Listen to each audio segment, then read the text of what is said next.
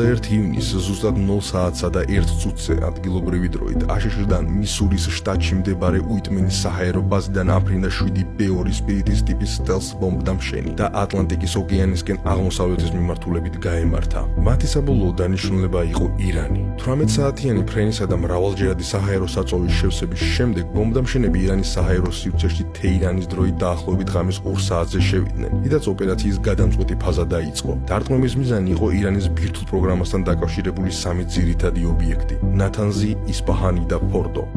მიწისქვეშა ობიექტი ფორდოში 12 ერთეული JBU-47 ტიპის ეგრეთ წოდებული ბუნკერ-ბასტერ ბომბებით განადგურდა. ისინი განკუთვნილია გამორჩეულად გამაგრებული სამიზნეების გასანადგურებლად. დამატებით 2 ასეთი ბომბი ჩამოაგდეს ნათანზის ობიექტზეც. პარალელურად რეგიონში განთავსებულმა აშშ-ის სამხედრო საზღვაო ძალების წყალქვეშა ნავებმა გაუშვეს 30 ერთეული ტომაჰავკის ტიპის ფრთოსანი რაკეტა, რომლებიც ნათანზისა და ისპაჰანის მიმართულებით იყო გამიზნული, რითაც საჰაერო იერიშ საზღვაო ძალას დაემატა. მთლიანი ოპერაცია 25 წუთზე მეტხანს არ გაგრძელებულა. სამივე ობიექტი მიყოლებით დაიბომბა, ხოლო ამერიკული ბომბდამშენები, როგორც ჩანს, ირანის საჰაერო თავდაცვის მიერ შემოჩინებლად ირანის საჰაერო სივრციდან წინააღმდეგობის გარეშე გამოვიდნენ.